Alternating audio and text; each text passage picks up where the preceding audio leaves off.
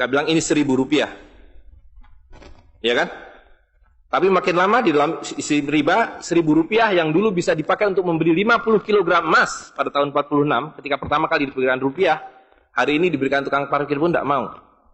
Maka mereka ganti gambarnya dengan Soekarno-Hatta, nolnya ditambah 2, menjadi 100.000. Yang 99.000 dari mana? Ya kan? 99.000 dari mana? Dan kalau ini kita belah 2, dibelah 4, mau saya kasih 4 mahasiswa. Kemana samannya tadi itu nilainya?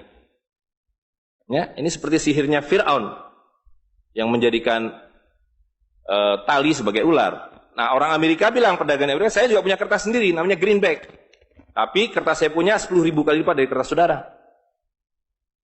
Jadi kalau Bapak Ibu sekalian, adik-adik pergi ke Washington sana, ke New York, bawa uang 100.000. Belum tentu mahasiswa punya uang 100.000 kan? Harus bekerja 2 hari untuk mendapatkan uang 100.000. Pergi ke Washington, saya mau beli Coca-Cola 1 botol. Apa mereka bilang? Apa mereka bilang? Ini kertas funny. This is funny paper. Gak laku. Tapi siapapun datang ke Ternate dengan $100, you punya cengkeh, berikan pada saya. Saya mau beli, you punya Coca-Cola, tapi saya minta 1 truk. Apa yang kita lakukan? Kita berikan Coca-Cola 1 truk, karena mereka bilang, mereka bisa yakinkan kita, selembar kertas mereka 10.000 kali lipat dari lembar kertas kita. Dan mereka bilang, kita punya kertas tidak laku, mereka punya kertas laku di seluruh dunia. Betul nggak? Dengan cara itulah seluruh cengkeh Ternate habis. Pala Ternate habis. Seluruh kekayaan Ternate habis, hanya diganti dengan byte komputer. Dengan cara itulah kemiskinan dan pemiskinan dilakukan oleh para bankir. Jadi banking is crime. And bankers are the criminal. Dengan sihir ini. Ya. Nah, dan ini baru satu fase. Saya minta satu tahap lagi untuk menjelaskan dengan uang kertas yang sudah merupakan kezoliman ini, ya, itu menjadi berlipat ganda zolimnya melalui banking system, di mana ini digelembungkan. Kalau tidak ada bank, kalau saya punya uang 100.000 dipinjam oleh Ustadz Nur, maka uang saya habis. Saya akan memiliki kembali kalau dikembalikan. Tapi dengan banking system, kalau uang ini saya hutangkan, dia beranak pinak. 20 kali lipat. Uang 100 miliar, kalau ditaruh di bank, maka bank detik itu mencatatkan dalam bukunya punya uang 100 miliar. Betul nggak? Dan itu dilegalisir oleh pemerintah. Bahwa you boleh mengakui itu sebagai milikmu. Dan bagi bank, uang titipan ini liability. Maka dia harus sewakan. Dia harus pinjamkan dengan bunga. Kepada orang yang mau beli rumah tidak bisa beli rumah. Mau beli mobil tidak bisa beli mobil. Jangan khawatir, saya beri kredit. Tapi harus tahan 10% untuk cadangan. Ya kan? Dan semua orang dibikin miskin. Misi pokok bank adalah membuat semua orang miskin. Supaya tidak mampu membeli apapun kecuali berhutang melalui bank. Maka ketika 100 miliar ini diterima bank, maka dia bisa mengutar itu 20 kali. Dengan bunga katakanlah 10%. Maka dia akan mendapatkan dari bunganya saja 180 miliar. Jadi kalau bank bilang saya ngasih bunga hanya 10%, dia akan dapatkan 200%. Dan dari pokoknya yang dia putar itu, maka dia akan dapatkan 20 kali 90 miliar. Coba lihat, maka terciptalah uang 1,9 triliun, hampir 2.000 triliun. Padahal uangnya berapa tadi? 200 miliar. Yang 1,8 triliun dari mana? Angin, sihir. Tidak ada. Itu sebabnya setiap bank dijaga oleh satpam. Supaya mengesankan bahwa di bank ada uang. Tidak ada uang di bank. Itu kenapa setiap pegawai bank pakai jas, pakai dasi. Supaya orang yakin bahwa uangnya dijaga dengan baik. Karena di situ tidak ada uang. Dan itu sepenuhnya pengelabuan. Jadi bank itu adalah arisan berantai. Kalau kita datang mengambil uang, tapi orang bisa bilang, tapi kalau saya ngambil uang di bank kok ada? Uang siapa yang diberikan? Uang Anda sudah nggak ada. Jadi orang percaya bahwa bank adalah tempat yang paling aman menyimpan uang. Bank adalah tempat paling tidak aman menyimpan uang. Belum Anda keluar dari pintu bank, uang Anda sudah nggak ada. Membuktikannya gampang. Datang pada hari yang sama, minta saya mau ambil uang saya hari ini. Potong telinga saya kalau Anda dapat uang, kecuali 10% dari nasabah. Bisa dipahami? Ya. Uangnya tidak ada. Itu. Nah, tapi yang perlu dipahami adalah akibatnya. Kalau kita tadi punya uang 100.000, di sini ada satu handphone, maka berapa harga handphone ini? Ceteris paribus kata ekonom. Maka harga handphone ini ada 100.000, ya kan? Tapi ketika ini digelembungkan menjadi 2 juta, sementara sumber daya alamnya tetap, berapa harga handphone ini? Menjadi 2 juta. Dan itu mereka bilang inflasi. Jadi inflasi adalah kebohongan. Lihat ya, dulu ketika Republik Indonesia didirikan, uang yang pertama dicetak adalah 1 sen, paling besar 100 rupiah, 600 rupiah. Uang 1000 pernah didesain tapi tidak dicetak karena terlalu besar. Karena dengan 1000 Anda sudah dapat beli emas setengah kilo. Pada waktu itu, 1 gram emas hanya 2 rupiah. Dan mereka berjanji, jangan khawatir, setiap rupiah saya jamin dengan 1,5 gram emas. Sampai sekarang itu berlaku Undang-Undang tahun 46. Nah, tapi lihat, karena uang kertas itu sihir, dicetak makin banyak, nilainya merosot. Bebeknya mah tetap, cengkehnya tetap, palanya tetap, tapi nilai uangnya yang merosot. Maka mulai tahun 52, ini pertama kali by the way, ini Bank Indonesia baru muncul tahun 52. Bank Sentral Republik Indonesia itu bukan Bank Indonesia. Dulu namanya BNI 46. Tapi Belanda tidak mau. You mau merdeka, you mesti nurut saya. Hentikan BNI 46, ganti dengan bank saya, The Jeffers Bank, menjadi Bank Indonesia. Dan hentikan uang Republik Indonesia, ganti dengan uang saya, Guilders, yang kemudian berubah menjadi uang Bank Indonesia. Oke? Nah, begitu muncul tahun 52, rupiah sudah mulai tidak laku. Dibikinlah uang 1.000 rupiah. Ringkas cerita, tahun 57, uang 1.000 sudah mulai tidak laku, dibuatlah 2.500 rupiah. Dibuatlah uang 5.000, pertama kali muncul 64, uang 10.000 rupiah. Pak Karno bilang kita sudah terlalu miskin, maka uang 1.000 digunduli menjadi 1 rupiah, yang disebut centering. Tapi tidak lama kemudian muncul lagi, karena uang kertas adalah penipuan, worthless, no value. Ringkas cerita, Pak Harto dibilang berhasil dalam pembangunan, dia bikin uang 50.000 rupiah, dengan gambar Pak Harto dan kapal terbangnya. Tapi inilah ilusi yang lain, inilah sihir yang lain. Semakin besar uang Anda bukan semakin kaya. Semakin uang besar Anda berarti semakin miskin. Bisa diikuti? Maka ketika terjadi krismon, rupiah makin tidak laku, harus dibikin uang 100.000. Dan sekarang uang 100.000 sudah mulai tidak laku. Ibu-ibu sudah komplain kalau pergi ke pasar dengan 100.000. Betul nggak, Bu? Sudah tidak bisa beli apa-apa ini. Maka mereka dua pilihannya. Pilihan pertama adalah mereka akan mencetak uang 200.000, 500.000. Tapi tidak mungkin, komputer sudah nggak bisa menghitung, kalkulator nggak bisa menghitung, hang, terlalu banyak nolnya. Pilihan kedua adalah digunduli nolnya, redenominasi. Jadi redenominasi itu bukan untuk mengatasi inflasi, tapi untuk menutupi inflasi. Jadi itu adalah pengelabuan di atas pengelabuan, di atas pengelabuan, di atas pengelabuan. Gitu. Ya. Jadi secara real, uang 100.000 ini dulu ketika Pak Harto masih berkuasa menjelang jatuh itu, kalau dibelikan telur dapat 50 kilo. Masih ada yang ingat gak, Bu? Kalau ibu-ibu ingat pasti. 1 kilo telur harganya 2.000 rupiah.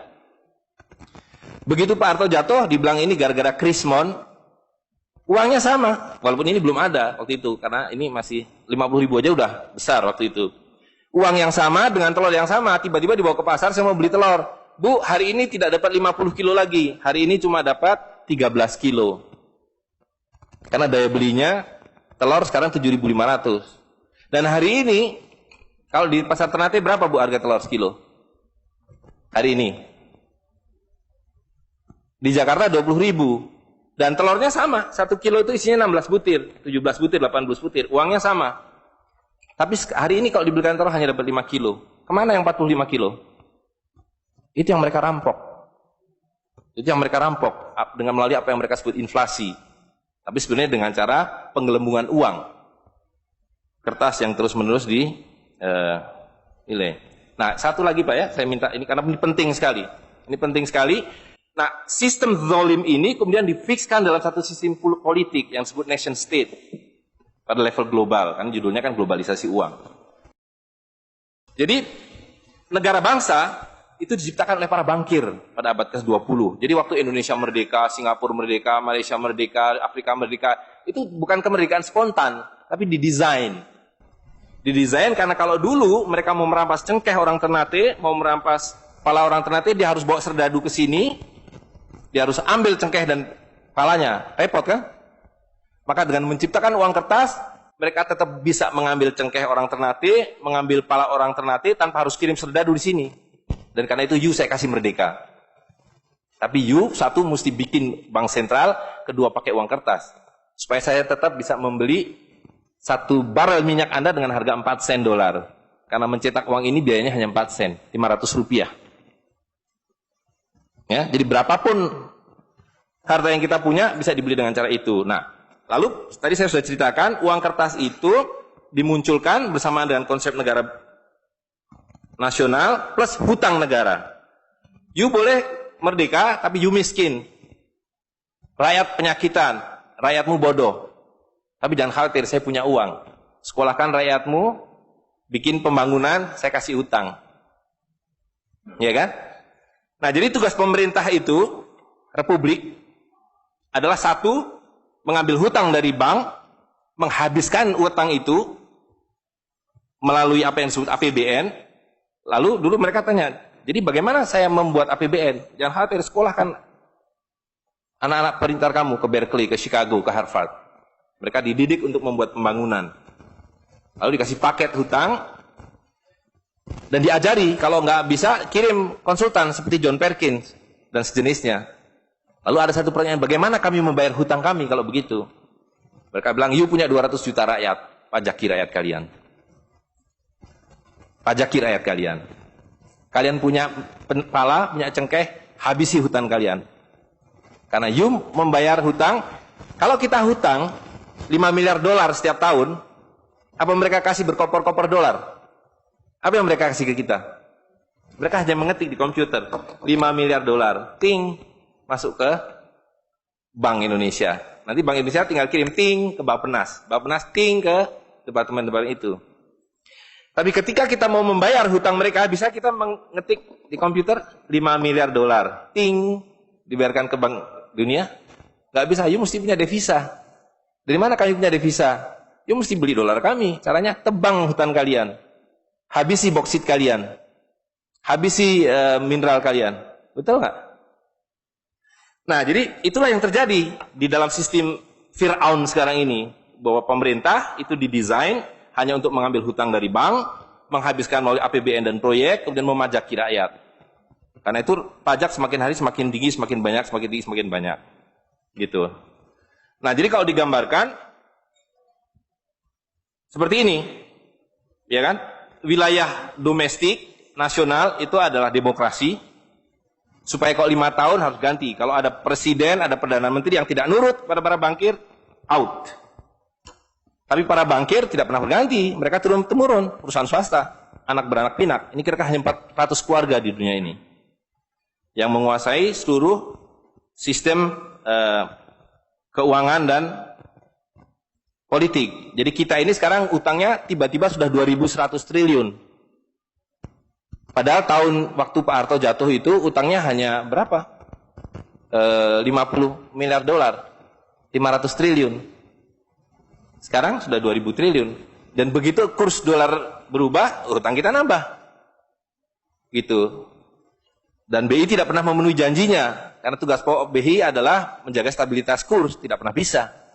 Dan tidak akan pernah bisa apapun yang dilakukan karena memang tidak ada nilainya. Gitu. Nah, jadi sebagai penutup, maka apa yang harus kita lakukan adalah membalik seperti yang mereka dulu lakukan. Yang mereka dulu lakukan adalah mengambil emas dan perak dari orang tua kita, mereka lebur menjadi batangan, dia simpan di berangkas, dan kepada kita dikasih toilet paper ini, kata Mahathir Muhammad. Maka yang harus kita lakukan sekarang sebelum ini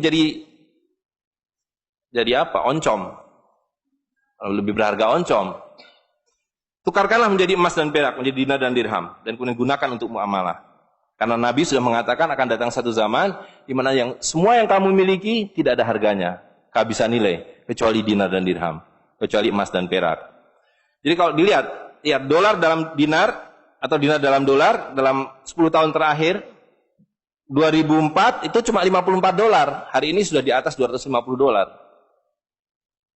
Dan lihat, menipunya uang kertas ya. Kalau kita pakai untuk menyimpan naik haji, kalau Anda menabung dolar, maka tiap tahun naik. Saya sudah hitung ini, dan ini valid sekali. Naik setiap tahun itu 3,5%. Kalau Anda menyimpan rupiah, setiap tahun naik 5%, nggak nyampe-nyampe. Tapi kalau Anda menyimpan dinar, maka dia akan turun 8% setahun. Jadi tahun 2000 naik haji butuh uang 21 juta rupiah.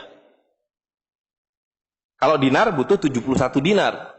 Tapi hari ini kalau mau naik haji butuh hampir 40 juta rupiah. Dengan dinar cukup dengan 16 dinar. Jadi dulu kalau punya rupiah naik haji satu orang, sekarang sampai Dubai suruh pulang. Nggak cukup uangnya. Tapi dengan dinar dulu naik haji satu orang, sekarang bisa naik haji 4 orang. Dengan kata lain, kalau Bapak Ibu sekalian serahkan cengkeh Bapak Ibu sekalian dan menerima uang kertas, Anda 4 kali miskin.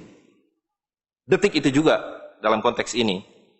Maka serahkanlah cengkeh dan katakan, saya mau serahkan cengkeh, bayar kami dengan dinar. Bayar kami dengan dirham. Saya serahkan pala kami, bayar kami dengan emas dan perak. Saya tidak mau uang palsu ini, uang-uangan ini. Saya mau uang yang sebenarnya, uang dari Rasul SAW.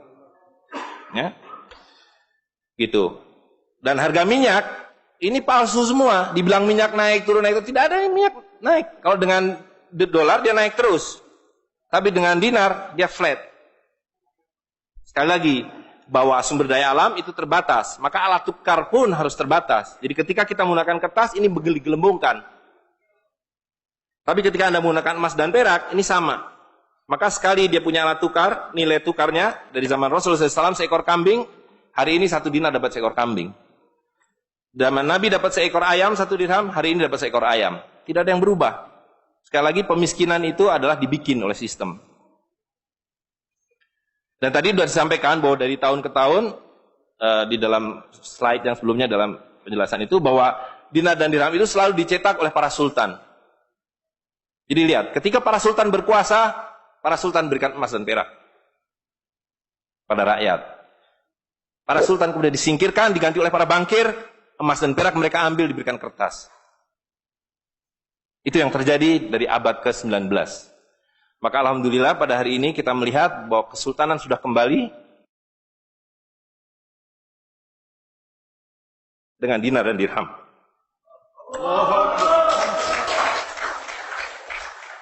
Dan ini adalah awal berakhirnya sistem riba. Ini adalah awal dari janji Allah SWT, yamhaqwahu riba wa yurbi sodakotan. Aku suburkan sedekah dan aku hancurkan riba.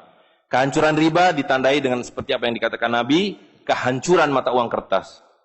Suka atau tidak suka, terima atau tidak terima, ini adalah awal kehancuran. Dan karena itu yang harus kita lakukan adalah supaya kita tidak ikut hancur di dalamnya, kita songsong kembalinya dinar dan dirham.